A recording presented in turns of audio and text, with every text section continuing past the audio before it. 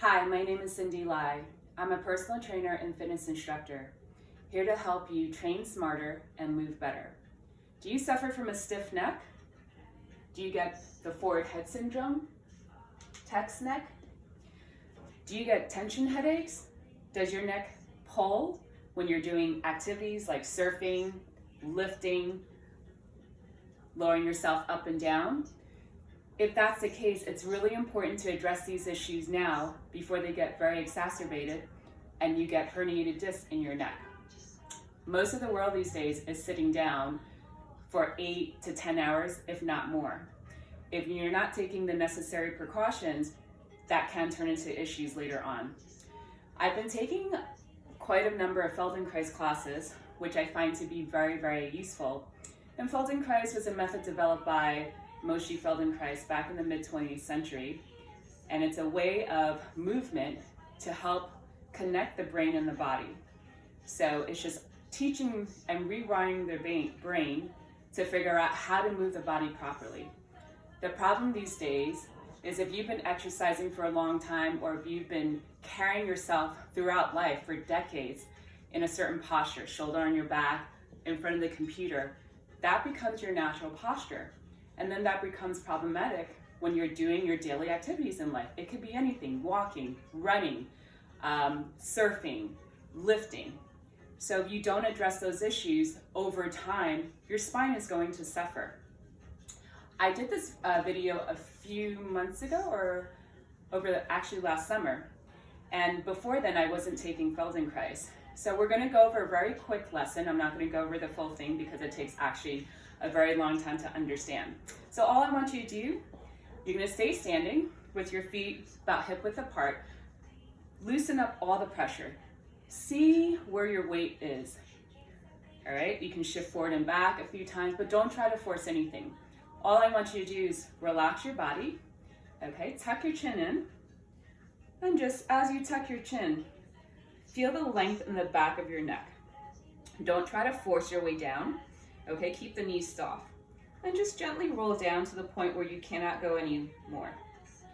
All right, as you get down to the bottom, maybe contract your abs a little bit. To come back up, I want you to think about rolling up from your pelvis, through your abdomen, all the way up to your sternum, rib cage, all the way up to your neck. See how far you can lift up. Okay, so before we do that, all I want you to do is just lift your head up as far as you can without feeling any strain in your neck, and then lower it back down. See how far you can go. Which way feels easier? Which way feels more restrictive? Just do that a few times. I want you to pay attention to see how you feel at the beginning of the tutorial, and we're going to reassess again at the end of the tutorial. All right, I want you to take your time. I don't want you to go fast. And also breathing. Think about breathing. Inhale through your nose. As you exhale, breathe out through the back of your neck. All right, so let's do this a few more times where we tuck our chin, roll down. As you tuck the chin, think about articulating from your neck, tucking the chin. If you have to, you can place your hands in the middle of your chest, coming all the way back down, and just hang out there at the bottom for a second, relax everything. So again, don't push your head down. Just let it fall naturally with no minimal amount of work. Less is more.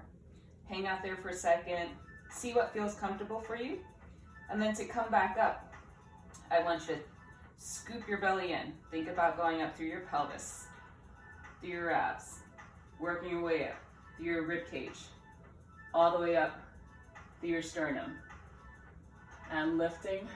Again, don't force anything. There should be no pressure. So let's do that 2 more times. Tuck your chin in. Deep breath, exhale as you come back down. How could you find a little bit more space? Maybe contract your abs a little bit, tuck your belly in. So again, don't force anything. And then as you come back up, so again, starting through your pelvis, lower abs, working through your upper abs, rib cage, sternum, all the way up, going up through your neck, Breathe. And again, exhale, tuck the chin back in. Think about reversing the movement. All right, so take your time with this. You should not feel any strain in your neck. If you are, you're working too hard. And I promise you, your spine will feel better afterwards. And exhale. Good, so at your own time, you can do this for about 30 to 60 seconds. But the point of the exercise is not to stress, not to push. You have to see how you feel at the beginning and then reassess how you feel at the end. We're going to take this posture down to the ground, but in a Sphinx pose. So many of you who do yoga, okay, you're familiar with this pose. So you're going to come down onto your elbows, all right, and we're going to do the same thing. You're going to tuck the chin, scoop your belly in, okay, then reverse it back. All right, so we're going to think about articulating from your neck all the way down to your spine. Think about the way your spine moves. When your head moves, it also affects the way your spine moves, right? It's like your body is like a snake. So you're going to come down to the floor. And again, if you have any lower back issues, just please be mindful. If this does not feel good for you, again, you should not be in any type of pain at all. This might be a challenging position for you just to hold your body up if you don't have the strength or the mobility in your mid-back muscles. So I want you to walk your elbows forward, place them underneath your shoulders. Depending on your mobility, you might have to move your arms forward a little bit. You might have to move your arms wider. I like to keep my legs apart a little bit wider than hip width. See where it feels comfortable for you. We all have different biomechanics. So the important thing is to find a position where it feels okay, you know, where you're not feeling any pain whatsoever. So you're gonna gently keep your elbows down on the floor. If you have bony elbows, you might want to roll your mat up or put a cushion underneath. I want you just, from here, just to assess as you lift your head. Where can you move it to the point where you do not feel any tension? So you might not be able to go very far. There's no right or wrong answer to this. It's what feels good to you. What feels natural to you. All right, so just take your time. Do not rush. The breath is also very important. You want to inhale through your movement and exhale everything out. And how high your upper body is, your chest, it depends on you. So if you're very limited with your shoulder, this might not work for you, and that's fine. You can do the standing version. All right, so we're going to keep your shoulders back again. No pressure. I want you to start by tucking your chin in. Okay, think about rolling, scooping your head in, neck in, as you roll yourself up. Okay, I want you to exhale, breathe, and then drop your hips. Okay, think about your pelvis meeting the floor. Same thing we did when we were standing. Then lower abs touching the floor. Then upper abs, sternum. Think about pulling your chest through. When you get to the end, where can you go comfortably? And again, to reverse that, exhale, tuck your head in. Think about your neck working, tucking your chin in.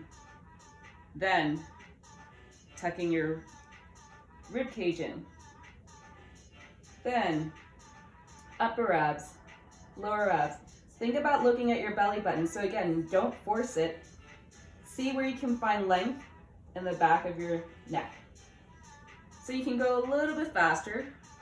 So again, this might be really challenging if you go very slow, but find a speed that works for you. So if you're going regular speed, I like to inhale as I drop my hips. Okay, and I like to exhale as I scoot my belly in. You can try it both ways. You can exhale as you drop your pelvis, pull your chest through, and then inhale, tuck everything in, and make sure you breathe. So find length. How do you find length? How do you find space? What do you have to adjust? So it's a bit different, a lot different before I took the Feldenkrais classes. When I was teaching this exercise, Come down for a second. So the other thing is you want to rest in between. So to come down, place your head on your hands, your cheek on your hands on one side, and just gently shift your hips side to side. The main thing is not to do this for 5 minutes. You want to take all the necessary breaks in between so that you can let your body rest, because at any point you feel tension, you need to release. The point is not to stress. So if you're like holding on so tight, that's not great for you. All right, so the main thing over here, come up for a second. It's hard to see that way. When you go sideways, if I'm on the floor, you want to think the same thing we're doing when we're standing, tucking the chin. So starting from here, articulating through the chin, all the way down, okay, all the way down to your pelvis. So it's hard to show it like when I'm on the floor, and then reverse that motion, okay? So dropping your hips, pelvis, lower abs, upper abs, sternum. So you'll find the point where you cannot go any further. So again, it's just reversing it, tucking everything in, and just making sure you want to think about breathing through your spine. Okay, so when I did this video originally before the Feldenkrais classes, I was teaching a lot of engagement, pull back, adding tension to it. It's a bit different now without adding that tension and just letting your spine go naturally, but just focusing on how your spine moves. Breathing in, breathing out. All right, so this takes a lot of practice. If you don't get it today, that's fine. Now I want you to reassess again, relax.